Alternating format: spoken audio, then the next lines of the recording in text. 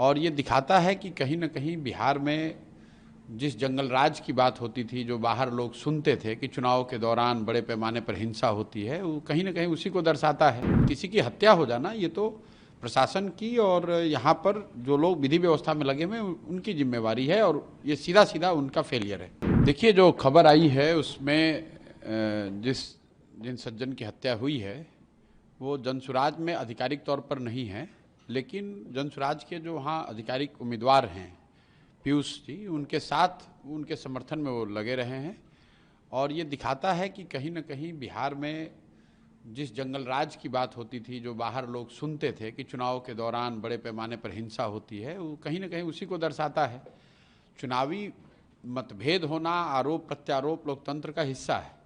लेकिन किसी की हत्या हो जाना, वो आदमी सही है गलत है, उसने क्या किया नहीं किया, वो बहस का मुद्दा हो सकता है, लेकिन लोकतंत्र में हिंसा की जगह नहीं हो सकती। और किसी की हत्या हो जाना ये तो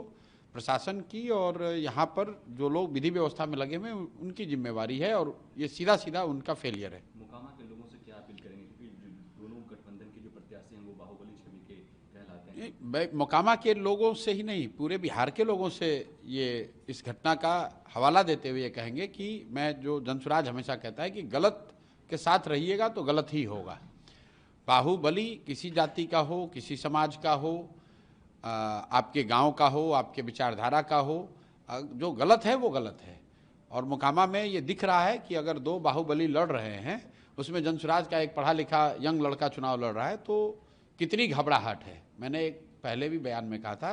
कि जो बाहुबली हैं वो बाहुबलियों से लड़ने में नहीं डरते हैं, वो अच्छे लोगों से लड़ने में डरते हैं। तो जनसुराज ने ये विकल्प जनता को दिया है, सिर्फ मोकामा में नहीं दिया है, बिहार के बहुतेरे ऐसे क्षेत्र में जहाँ यहाँ से बालू माफिया, शराब माफिया, बड़े नेताओं के बच्चे भ्रष्टाचारी लड़ रहे हैं, उनके सामने स्वच्छ लोगों का एक विकल्प दिया गया है। अब बिहार की जनता पर है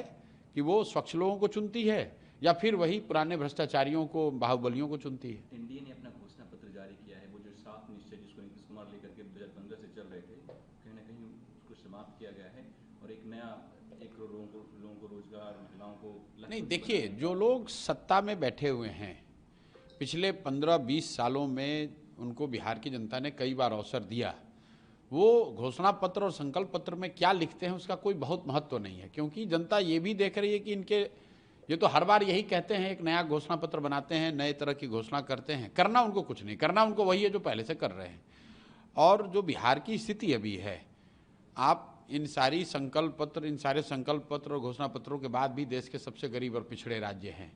50 लाख से ज़्यादा बच्चे अभी भी छठ में किस तरीके से, कितनी दुर्दशा से वापस लौटे हैं, ये पूरे देश ने अभी देखा है, 5 दिन पहले देखा है। तो ये तो इन संकल्प पत्रों के, घोषणा पत्रों के, वादों के, प्रण के पीछे का जो झूठ है उसको दिखाता है, इसका कोई महत्व नहीं है। और मुझे नहीं लगता है कि बिहार में कोई ये देख भी रहा है कि आरजेडी का या एनडीए का, जदयू का क्या संकल्प पत्र है या क्या घोषणा पत्र है। ये मोदी और राहुल गांधी के स्पीच को आप कैसे असेस करेंगे, क्योंकि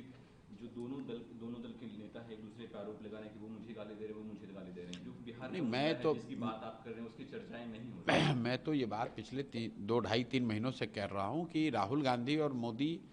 तो अपनी लड़ाई लड़ रहे हैं, एक दूसरे पर आरोप प्रत्यारोप लगा रहे हैं।